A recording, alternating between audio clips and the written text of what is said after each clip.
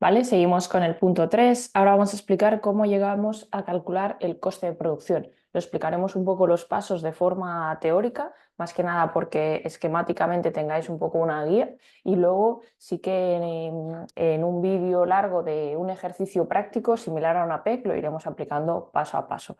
Vale, entonces, como dijimos en vídeos anteriores, el coste de producción, que es un poco el objetivo que buscaremos en la totalidad de las PECs, será calcular, o sea, querremos llegar a calcular el coste de fabricación de los productos de la empresa, ¿vale? Que normalmente serán dos o incluso tres, ¿vale? Entonces, este coste de producción será la suma de los costes directos más los costes indirectos, ¿vale? Un poco esto que tenemos aquí, ya hicimos referencia, dejadme ponerlo, vale, cuando hicimos este mini esquema aquí, ¿vale? Es decir, los objetivos serán primero calcular el consumo de materia prima utilizada para los dos, tres productos que fabriquemos y luego tratar los costes indirectos, que ya veréis que a lo largo de las PECs estos costes indirectos se pueden tratar con los distintos modelos de formas distintas, ¿vale? La mayoría de veces estos costes indirectos se repartirán entre centros, departamentos, secciones, ¿vale? Será el reparto y luego la imputación, ¿vale? Para acabar calculando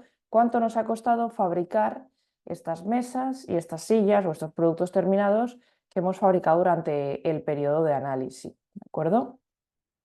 Vale, sí importante, esto por ejemplo entró más de forma teórica en los módulos anteriores, no forman parte del coste de producción estos costes, costes de subactividad y sobreactividad. ¿Qué es esto? Esto lo trataremos también mejor y con ejercicios prácticos en el reto 2, el módulo 2. ¿Vale? Estos costes hacen referencia, lo explicamos un poco por encima, cuando aplicamos lo que se llama la imputación racional, que es imputar el coste fijo real que se ha utilizado en función del número de productos fabricados, existe un coste de subactividad o sobreactividad, es decir, un coste de parte de la estructura fija de la empresa que no se ha utilizado o que se ha sobreutilizado, ¿vale? Así un poco en términos generales, lo veremos de forma práctica más adelante y lo entenderéis mejor. Y luego, obviamente, los gastos financieros o los gastos de administración, dirección de la empresa, ¿vale? No son gastos que se vayan destinados a fabricar, a producir el producto. Vale, entonces, fases. Esto importante para tener este esquema y estos pasos para ir aplicando para contestar y resolver los ejercicios. Primero, haremos un análisis. Pensad que son PECs con enunciados bastante largos, ¿vale? O sea, primero tendremos que leerlo bien, identificar y clasificar los costes, ¿vale? Entonces, lo primero que podemos hacer es ya calcular el coste de las materias primas, ¿vale? Lo que llamaremos el consumo, ¿sí? El consumo de materias primas, que de hecho esto lo veremos en un vídeo, en el vídeo posterior, ¿vale? Porque este consumo se podrá hacer con distintos métodos de valoración del inventario, ¿vale? Entonces, tendremos una serie de costes directos, que serán estas materias primas, materiales que podremos calcular ya el consumo. Luego, para ya presentarlo, podemos hacer una lista del resto de costes de explotación que tenga la empresa, ¿vale? Que nos lo tiene que dar el enunciado, sueldos y salarios, amortizaciones, servicios exteriores, etcétera, ¿vale? Tener en cuenta, muy importante, que a veces nos lo ponen para despistar, que el IVA para la empresa no es un coste, ¿vale? Pensad que el IVA para las empresas, al final las empresas cuando venden el producto lo venden con IVA, pero luego cuando compran sus materias primas, cuando tienen los gastos, ese IVA lo pueden deducir, por tanto no es un coste porque lo pueden recuperar mediante Hacienda, haciendo la liquidación del IVA, ¿vale? Por tanto, súper importante, siempre que os digan pues IVA incluido o sin IVA, será cuestión de encontrar el importe sin el IVA, siempre, ¿vale? El IVA no es un coste para la empresa. Esto es un poco falso porque para la mayoría de empresas no lo es. Hay empresas que venden unos productos o prestan unos servicios que eso no está exento de IVA. Por ejemplo, pues un centro de formación, una academia, si hace clases o cursos, pues estos cursos, la educación está exenta de IVA. Por tanto, si no vendemos nuestros productos con IVA, el IVA de nuestros gastos y nuestras compras no es un IVA deducible, por tanto sí forma parte del coste, ¿sí? Pero esta sería un poco la excepción, a no ser que os lo digan claramente, ¿vale? El IVA, pues lo tratamos de forma genérica como que no forma parte del coste. Vale, luego cuando tenemos clasificados y calculados ya el consumo y el resto de costes, lo que tenemos que hacer es una localización, ¿vale?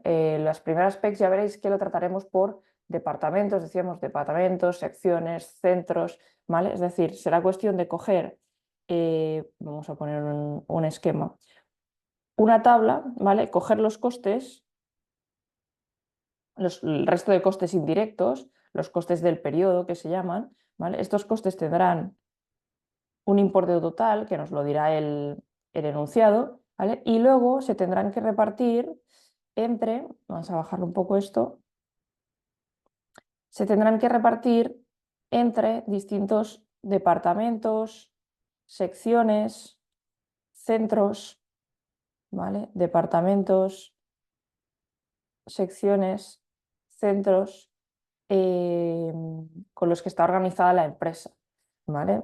Podemos tener, por ejemplo, departamento de fabricación 1, departamento de fabricación 2, ¿vale? Entonces, el resto de costes que no sean costes directos de materiales, pues se irán colocando aquí y en función de una base de reparto, de un criterio de reparto, ¿vale? Por ejemplo, metros cuadrados, número de trabajadores, etcétera, iremos calculando los costes, ¿vale? Que tendrán una totalidad y esta totalidad se tendrá que repartir siguiendo este criterio hacia los departamentos, secciones o centros, ¿vale? Y entonces lo que conseguiremos con esto es tener el coste total de las secciones o centros, ¿vale? Y en la siguiente fase, estos costes de los departamentos se tendrá que imputar al producto, ¿vale? Juntamente con las materias primas, con el coste de la materia prima, ¿vale? Es decir, en esta fase 3 de imputación ya calcularemos el coste de los productos.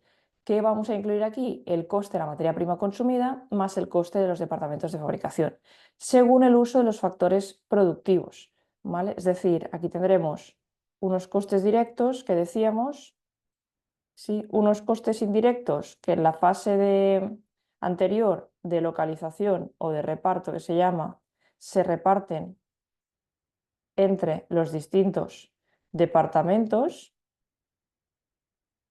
¿vale? Y entonces aquí tendremos, imagínate, el producto 1, el producto 2, si esto es lo que decíamos, y de hecho hemos hecho un esquema súper similar, ¿vale? Los costes directos los imputaremos de forma directa y entonces los costes indirectos cuando los tengamos localizados, ¿vale? Esta primera fase será la localización y luego tendremos la imputación, es decir, cada uno de las secciones, departamentos, tendrá un criterio de imputación al producto, ¿vale? Esto al final lo estamos explicando un poco de forma general y teórica, donde mejor lo vais a entender será con los vídeos posteriores de ejercicios prácticos.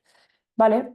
Entonces, de esta fase anterior, lo que conseguiríamos es tener el coste de fabricación de los productos terminados y entonces aquí ya podemos iniciar como el último paso, que será calcular los márgenes y resultados, que esto se compone a su vez de dos pasos. El primer paso es calcular el coste de la producción vendida, el coste de las ventas. Y para esto tendremos que hacer el movimiento de valores de los productos terminados. ¿Vale? Un poco, os voy a copiar, que ya lo pusimos aquí, un poco será hacer esto, ¿sí? Es decir, lo voy a copiar y lo vamos a poner aquí. Vale, esto es muy importante porque muchas veces nos lo saltamos. Déjame ponerlo más pequeño. Vale, es decir, pensad que del punto anterior, de cuando calculemos la imputación, podremos calcular el coste de los productos, el coste total y el coste unitario. Y entonces, esto, lo que hemos calculado en el apartado anterior, pongo aquí, apartado, apartado 3, ¿vale? Es decir, el apartado anterior nos habrá servido para calcular unidades fabricadas y coste de fabricación unitario. Tendremos estas entradas, lo juntaremos con las existencias iniciales que nos diga el enunciado y luego, aplicando un criterio de valoración de inventario, que repito, que lo veremos más adelante, sacaremos el coste de las ventas, es decir, el coste de fabricación de las unidades vendidas, ¿vale? Que esto es lo que se tiene que imputar en la cuenta de resultados analítica. ¿vale? Que esto sí que ya veréis que trataremos distintos modelos y en función del modelo pues tendremos en cuenta, por ejemplo, para calcular estos costes, solo los costes variables o los costes variables y los costes fijos, eso ya lo iremos introduciendo. Por eso es importante entender bien estos primeros vídeos, que es un poco la base, y a partir de aquí vamos a ir introduciendo cosas o cambiando cosas.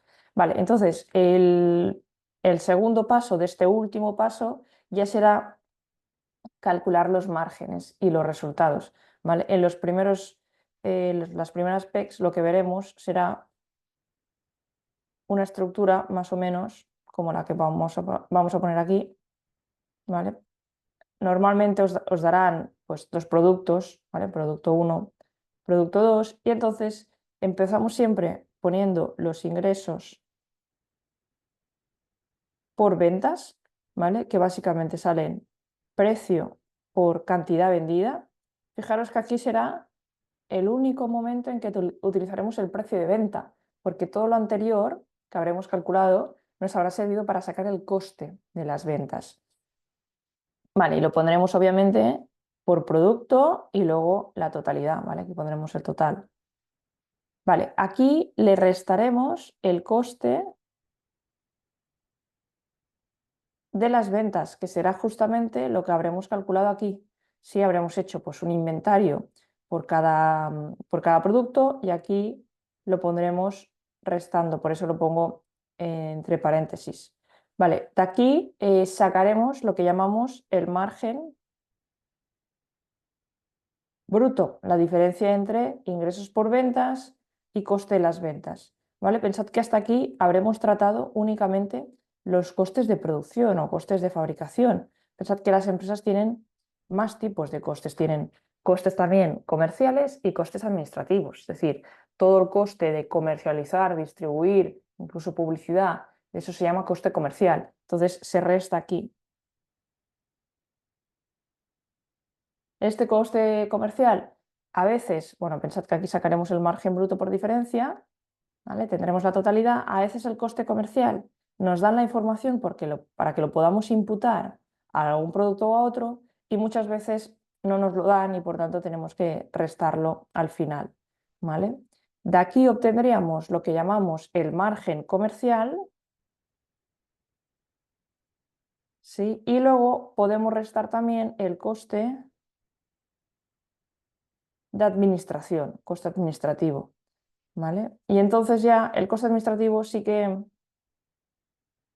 no lo solemos imputar, ¿vale? Es un coste fijo que no se suele imputar entre los dos productos directamente al final, ¿vale? Y con esto ya tendríamos lo que llamamos en contabilidad de costes o contabilidad analítica el resultado analítico, que nos permitirá, pues eso, tener el margen bruto por producto, incluso el margen comercial separado por producto, ¿sí? Y de esta forma podremos analizar si un producto pues, nos genera un margen negativo, ¿de acuerdo? Vale, esto más que nada para que tengáis, repito, un esquema y luego ya en el primer ejercicio que veremos de esta primera PEC lo iremos aplicando paso a paso, ¿de acuerdo? Vale.